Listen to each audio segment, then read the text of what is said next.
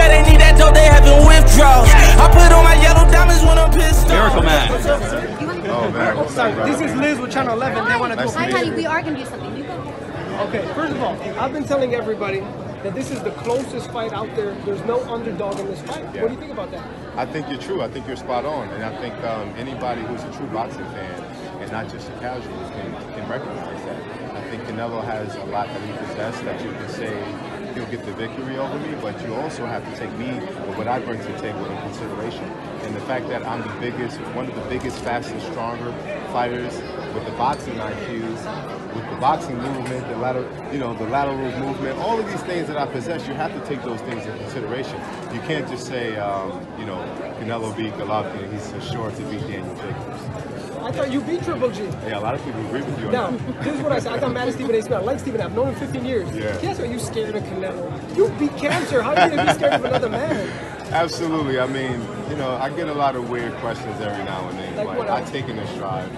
My job is just to make sure at the end of the day I put my best foot forward when I step inside the ring. So regardless of what people say outside the ring or their judgment on me or my performance or excuse me, my past performances, I know that I have this opportunity of a lifetime. And if I can give the best, or be the best version of me come May 4th, then you guys would have reigned a new middleweight champion. In the press conference in New York, it was 50-50 to fans. In Mexico, did you have any fan over there? We got a lot of love. Tell us about that. Hey, I want to shout out the Mexican people, especially in Mexico City, that when we was there, showing me some extreme amount of love and respect. So as a champion, you always want to get treated as a champion and not disrespected. And we receive no disrespect. So I just want to say thank you to the Mexican people for showing love, and that's a testament to you guys, because at the end of the day, they love boxing. They love people who show heart. They love people who show grit and give their all. They don't like guys who play around, guys who don't give their all, put their best foot forward. So that I respect and I appreciate. Two more and I'm done. You faced off with Canelo about 6 times already.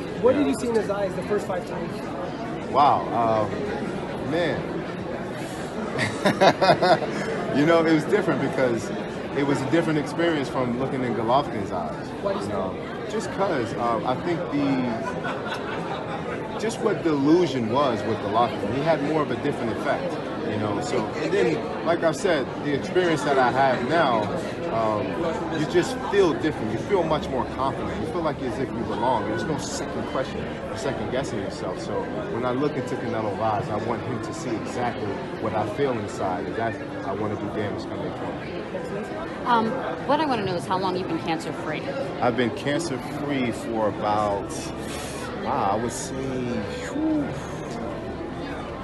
maybe 6 years now, 5-6 years now. What I like is that you have to think about that for a second, because you're not thinking about it anymore, right? This is not a reminder you need to be tested or checked or anything anymore? So once I hit my 5-year mark, that's when I became in remission, and the doctor said that I don't have to do my annual checkup. So I'm fine now. The cancer hasn't gone back. It hasn't come back, and I don't expect it to come back. So now I can live my life and train and be the best fighter that I can be, because cancer is behind me. Completely normal. No issues, no anything that lingers, nothing like that. Well, I do have, when I lost all the nerves and the nerve damage, I didn't gain all my nerves back, so my pinky toe is still dead. But that's the only thing. Other than that, there's no problems with me as far as mobility, as far as how I feel, but my pinky is a constant daily reminder that I'm blessed to be in this position. So when I feel it, when I lay down at night, or when I'm just casually walking, I look up to the sky and I say thank you.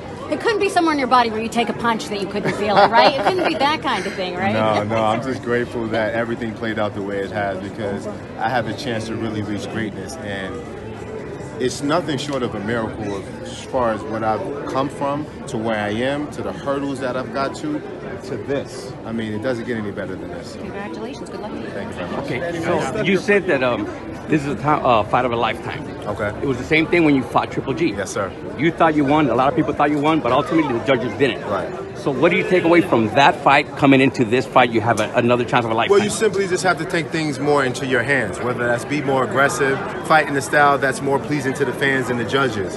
And that's something that I can do. I fight well on the back foot. I also fight well going forward. So it's just merely about finding what works, finding my rhythm, and getting the job done. But I do feel like me being a bigger, stronger fighter, that if I was to get Canelo Alvarez hurt, that, you know, I have an 80% knockout ratio, so that speaks for itself. Thank you, guys. Thank you.